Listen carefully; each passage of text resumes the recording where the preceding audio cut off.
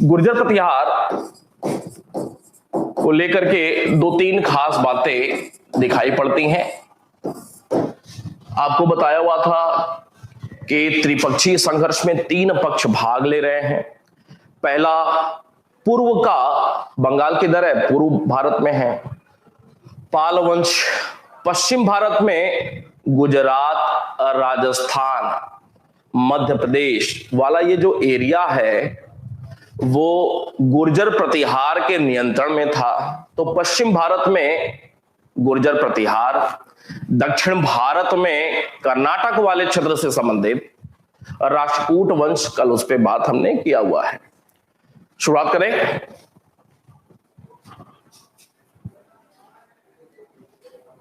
ठीक है, गुर्जर प्रतिहार की बात किया जाए तो इनका मूल निवास स्थान कहां पे था?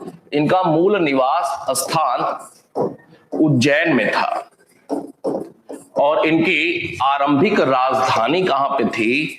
तो इनकी आरंभिक राजधानी भीनमल, कहां पे? भीनमल में थी। बाद में आपको यह भी बताया हुआ था कि यह गुर्जर प्रतिहार वंश अंतिम रूप से त्रिपक्षीय संघर्ष में किसकी जीत होती है, या कन्नौज को लेकर के ये जो त्रिपक्षीय संघर्ष चल रहा था तो कन्नौज पर अंतिम रूप से किसको जीत हासिल होती है? शुरुआत पाल वंश के द्वारा इस प्रक्रिया की और अंत गुर्जर प्रतिहार के द्वारा हो रहा है। कन्नौज इनकी राजधानी बनती है। समय के साथ जब प्रतिहारों का पतन होता है तो इनके कुछ सामंत लोग थे, जैसे कन्नौज में गहड़वाल वंश की शुरुआत होती है। इसके अलावा शाकंभरी के चौहान वंश की शुरुआत होती है। इसके अलावा जेजाक भुक्ति अर्थात बुंदेलखंड, बुंदेलखंड को जेजाक भुक्ति आपको बताया था प्रांतों को कहा जाता था गुप्त काल में। जेजाक भुक्ति क्षेत्र में अर्थात बुंदेलखंड क्षेत्र में कालिंजर, खजुराहो को आधार बना करके चंदेल वंश देखने को मिलता है। इसके अलावा मालवा क्षेत्र में परमार वंश देखने को मिलता है। दिल्ली में तोमर वंश भी देखने को मिलता है। तो ये इसके साथ साथ गुजरात के जो चालुक्य थे, परवर्ती चालुक्य, वो भी इन्हीं के सामंत थे। तो अपनी स्वतंत्र सत्ता की स्थापना होती है और इन्हीं के साथ अब जुड़ जाता है महमूद गजनवी, मोहम्मद गोरी के आक्रमण। बाद में इनकी राजधानी कन्नौज हो गया। ये लोग अपना पूर्वज किसको मानते थे? तो जो लक्ष्मण जी, राम जी के भाई थे, उनको अपना पूर्वज मानते थे। इस वंश का आदि पुरुष कौन था? तो इस वंश का आदि पुरुष हरिश्चंद्र था। पेपर में आईएएस में इसको पूछा गया है, पीसीएस में कभी नहीं।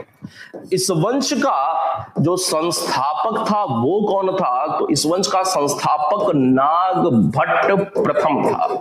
नागभट्ट प्रथम। इस वंश का वास्तविक संस्थापक कौन था? तो इस वंश का वास्तविक संस्थापक था वत्सराज। वत्सराज इस वंश का प्रथम शासक था जिसने त्रिपक्षीय संघर्ष में भाग लिया हुआ था। इसके बाद अगला जो राजा होता है वो होता है नागभट्ट द्वितीय। नागभट्ट द्वितीय इस वंश का पहला राजा था जिसने कन्नौज पर अधिकार किया हुआ था। इसके साथ साथ नागभट्ट द्वितीय के बाद एक बहुत ही महत्वपूर्ण राजा जिसका नाम है मिहिर भोज। राजाओं के नाम याद रखेंगे कि किस वंश से जुड़ा हुआ कौन राजा है। मिहिर भोज, और क्रोनोलॉजी इनकी भी याद रखनी है, क्रम से अगर लगाने के लिए एक प्रश्न आ जाए वो भी आपके दिमाग में रहे। इसको लेकर के दो तीन बातें। इस वंश का सबसे ज्यादा प्रतापी राजा कौन था? इसका उत्तर है मिहिर भोज था। मिहिर भोज को लेकर के कि इनसे संबंधित एक अभिलेख प्राप्त हुआ है, यह प्रश्न पूछा हुआ है आईएएस में, पीसीएस में नहीं। पेहोवा अभिलेख का संबंध किसके साथ है? तो पेहोवा अभिलेख पंजाब क्षेत्र से प्राप्त हुआ है, जिसका संबंध मिहिर भोज से ही है। एक तीसरी बात, इन्होंने एक चांदी का सिक्का जारी किया हुआ था, किस नाम से? तो चांदी का सिक्का जारी किया था, द्रम नामक चांदी का सिक्का इन्होंने जारी किया हुआ था। बात समझ में आ रही है आसानी से?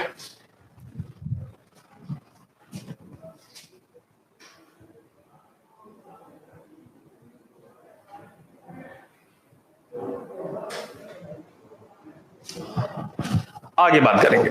मिहिर भोज के बाद अगला जो नाम आता है वो नाम आता है महेंद्र पाल का।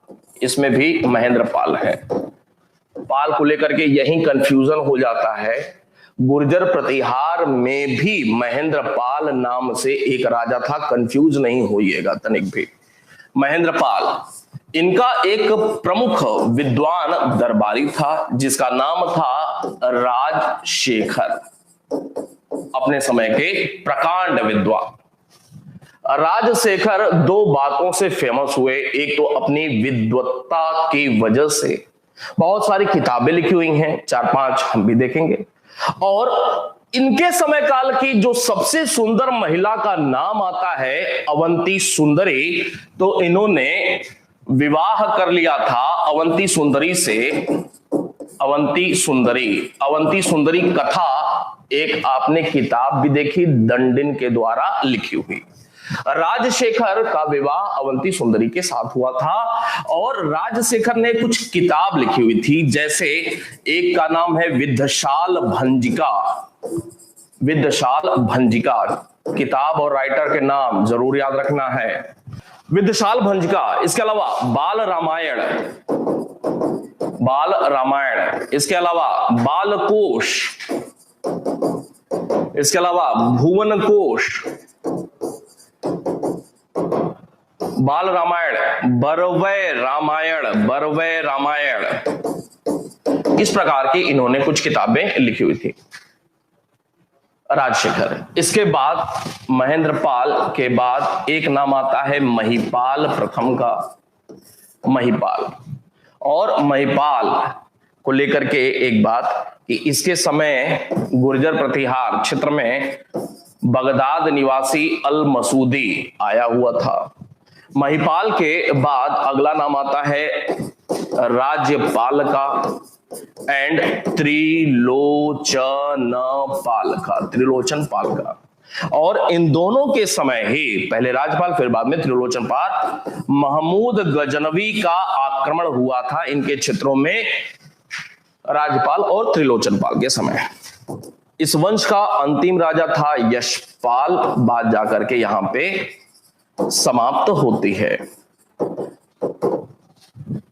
इसके बाद इनके जो सामंत थे इनके क्षेत्रों पे अपनी स्वतंत्र सत्ता स्थापित करते हैं। गुजरात के चालुक्य, शाकंभरी के चौहान, फिर मालवा के परमार, चंदेल, गढ़वाल, ये सारे नाम आएंगे। नोट कर ले, ये बात फिनिश हो जाती है। गुर्जर प्रतिहार,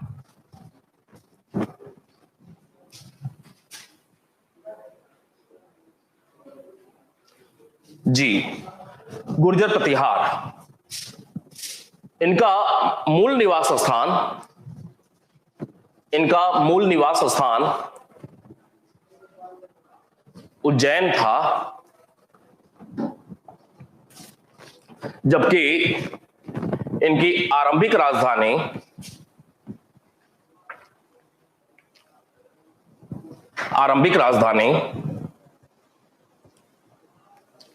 भिनमल थी।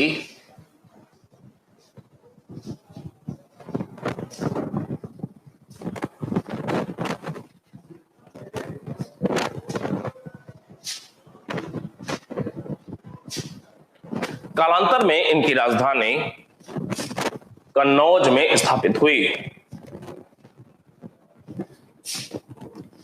कालांतर में इनकी राजधानी कन्नौज में स्थापित हुई।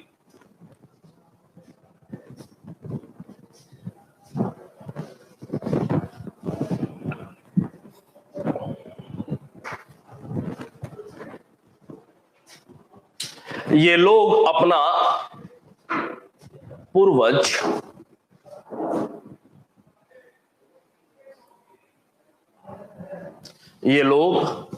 पूर्वज लक्ष्मण को मानते थे।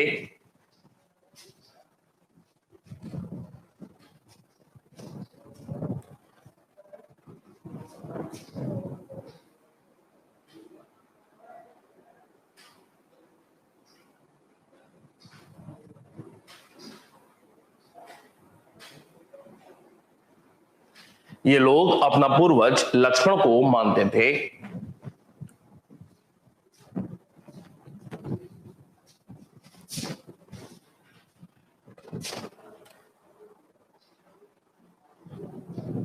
इस वंश का आदि पुरुष हरिश्चंद्र था।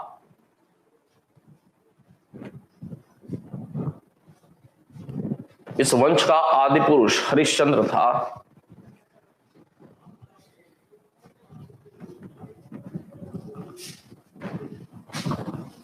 इस वंश के राजाओं का विवरण है डैश।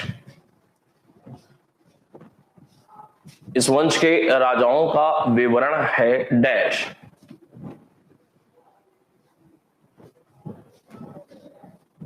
डैश नागभट्ट प्रथम।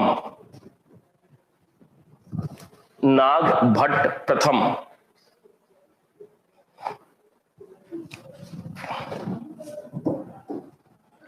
डैश इस वंश का संस्थापक था।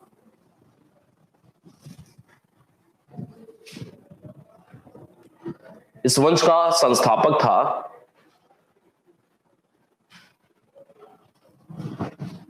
अगला नीचे लिखेंगे वत्सराज।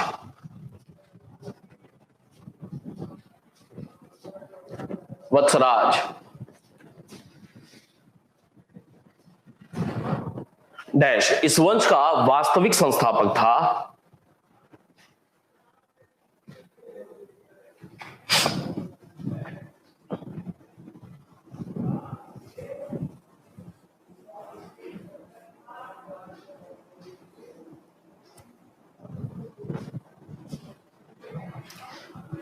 साथ ही यह इस वंश का प्रथम राजा था। इस वंश का प्रथम राजा था जिसने त्रिपक्षीय संघर्ष में भाग लिया था।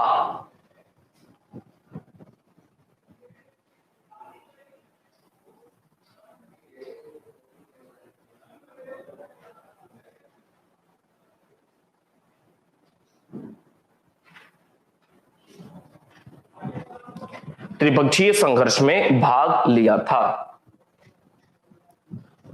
अगला नागभट्ट द्वितीय। नीचे लिखेंगे नागभट्ट द्वितीय।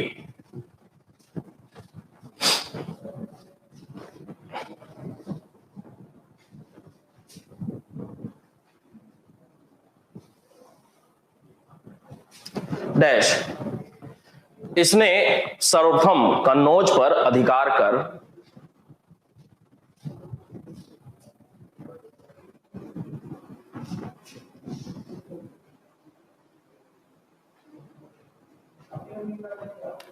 इसने सर्वप्रथम कन्नौज पर अधिकार कर इसे राजधानी बनाया था।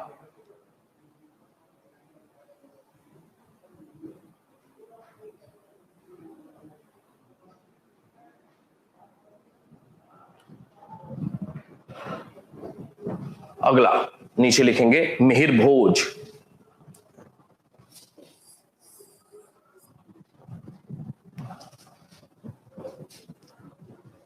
डैश यह इस वंश का सर्वाधिक प्रतापी राजा था।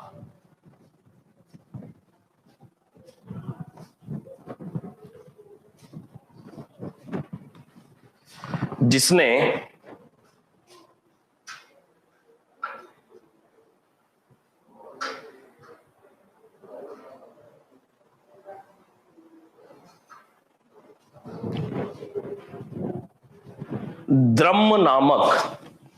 द्रह्म नामक चांदी का सिक्का चलाया था।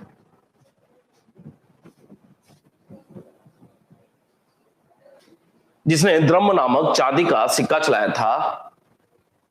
पेहोवा ब्रैकेट में पंजाब, पेहोवा अभिलेख का संबंध, पेहोवा अभिलेख का संबंध इसी से है।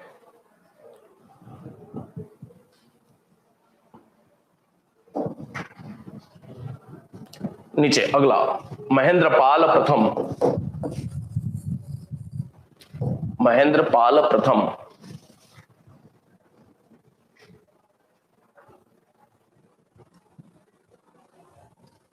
डैश, इसके दरबारी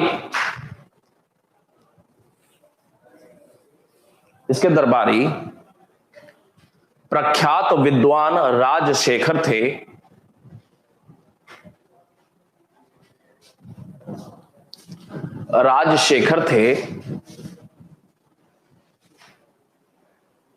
जिनका विवाह अवंती सुंदरी से हुआ था।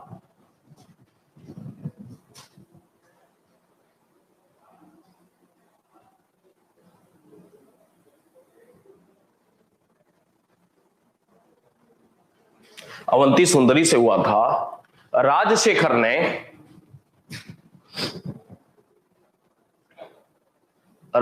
ने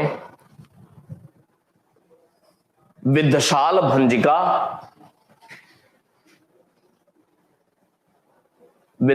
भंजिका comma Bal Ramayan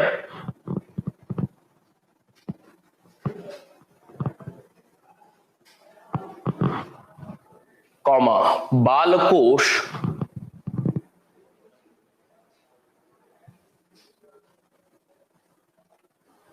comma Prabandhkosh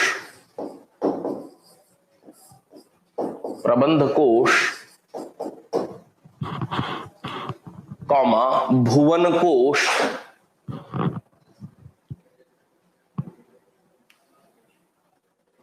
comma Barvai Ramayan आदि पुस्तकों की रचना की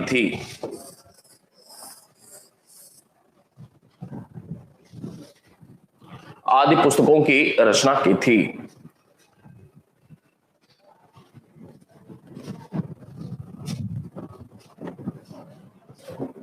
नीचे अगला, महिपाल,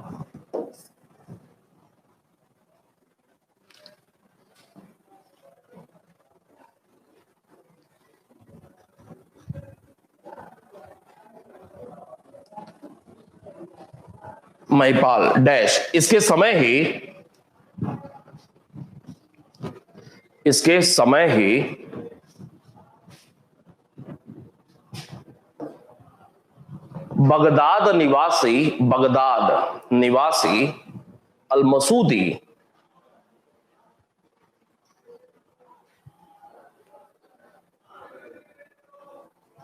बगदाद निवासी अल-मसूदी आया था।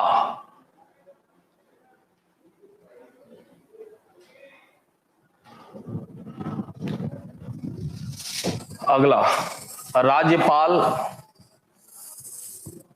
एंड त्रिलोचन पाल, पहले राज्यपाल फिर बाद में त्रिलोचन पाल।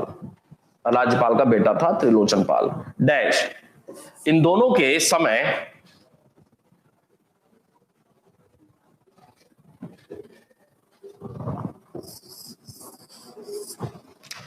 के समय महमूद गजनवी का आक्रमण हुआ था।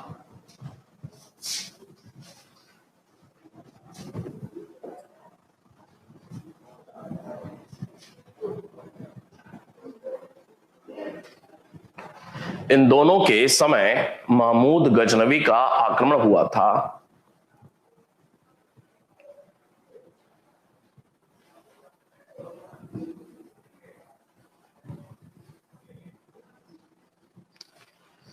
लास्ट, यशपाल।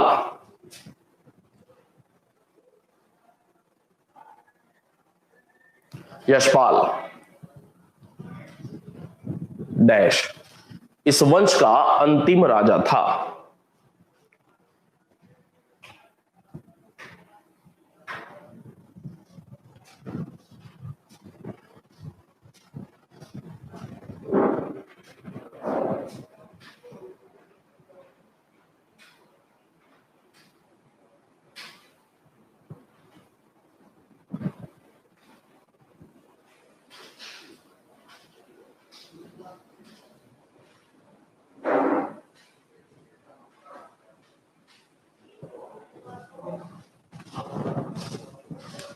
ठीक है, पैराग्राफ चेंज करके, प्रतिहारों के पतन के साथ ही, प्रतिहारों के पतन के साथ ही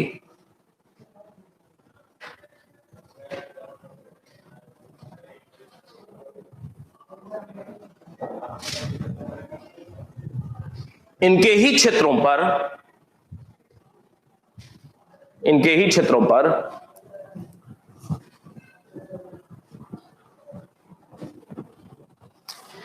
इनके सामंतों,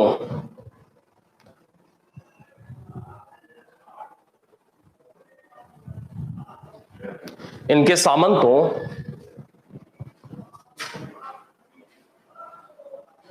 जिनमें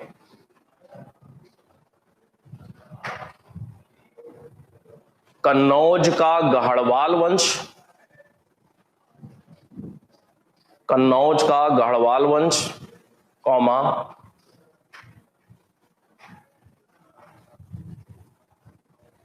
शाकंभरी,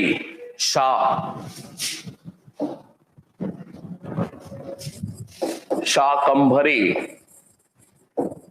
ब्रैकेट में अजमेर,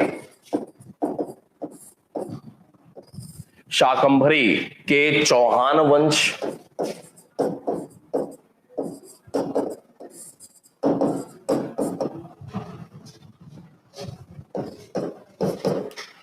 गुजरात के चालुक्य, जिन्हें सोलंकी भी कहा जाता है, सोलंकी राजा,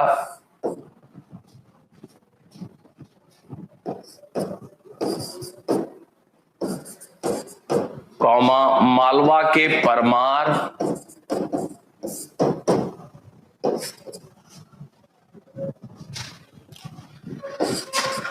जेजाक भुक्ति ब्रैकेट में बुंदेलखंड को जेजाक भुक्ति कहा जाता था, बुंदेलखंड के चंदेल,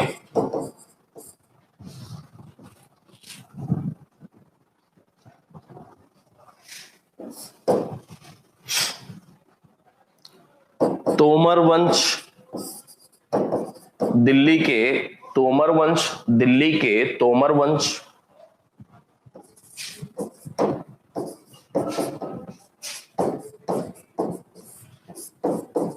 आदि ने अपनी